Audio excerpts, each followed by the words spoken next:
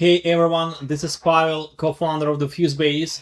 So in this video, we are solving another huge problem is that you need to use a specialized desktop software to create apps with the AI if you don't want to pay for AI tokens. So yes, you have a Cloud Code subscription, you have a Codex subscription, but you need a specialized software with a terminal, etc., which is quite confusing.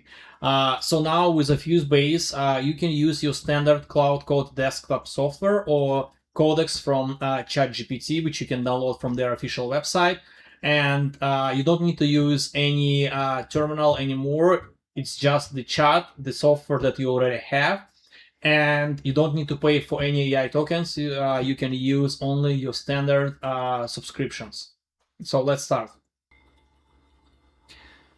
So when you're inside Codex or ChatGPT, you need to switch to work. As you see here, I have a chat and a work. So work is built for coding.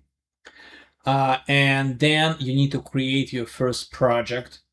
You click plus, you can select local, you click next.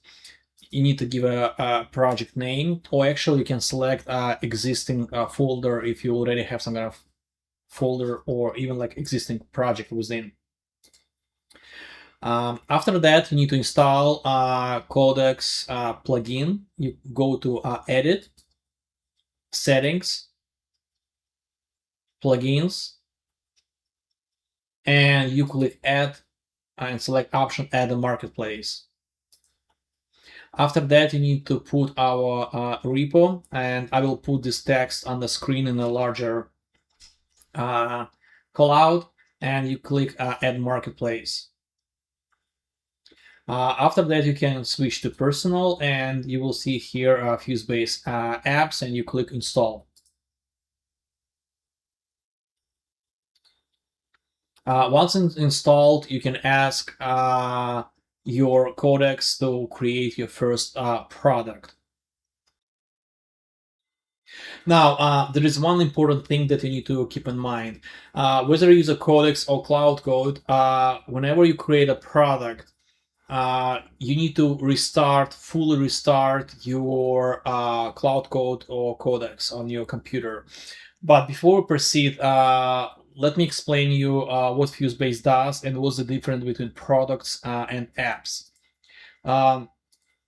So Fusebase allows you to create apps, and besides that, we have more inside your organization if needed. If you don't need it, you don't use it. And the idea is to get all this data and build apps using this data, or bring data outside the Fusebase. One of the challenges when you create apps is that if you put too much in a single app, that will create unnecessary complexity, and there's going to be a higher chance that you're going to have problems when you use LLM to create apps. So in Fusebase, you have a product. This is basically a container that groups your apps. So that's going to be a folder on your computer, which is going to consist of multiple apps. And LLM will understand which app to update or upgrade or implement any changes.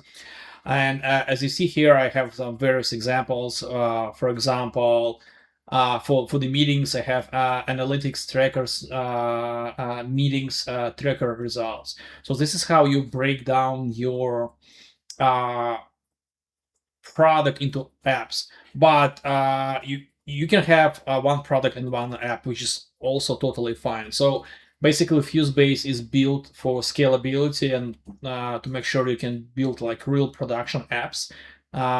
So that's kind of the goal. Also, we have the API, and when you create app, you can ask to create internal or external API.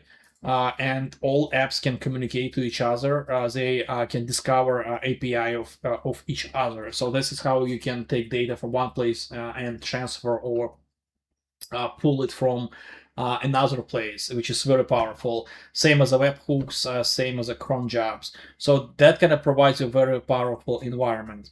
So going back to Cloud Code or Codex, I will use a Cloud Code as an example, but you need to do the same with the Codex. So when you're in a chat and you ask to create the first app, you can actually say, let's create the first product and give it a name, and then a particular app. So that's kind of, I would prefer this way, but you can say the app anyways, and it will create product automatically. Once the product is created, your Cloud Code or Codex will tell you that you need to restart your program.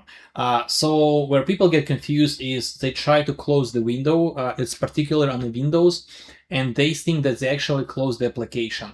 But what happens? This application still runs in the background, and you need to go to the bottom right corner and right-click and select quit. And in this case, you fully shut down your application. And after that, you write to your Cloud Code or Codex that you restarted your program, and they will take it from there. And again, this is only one time per product, not even for the app.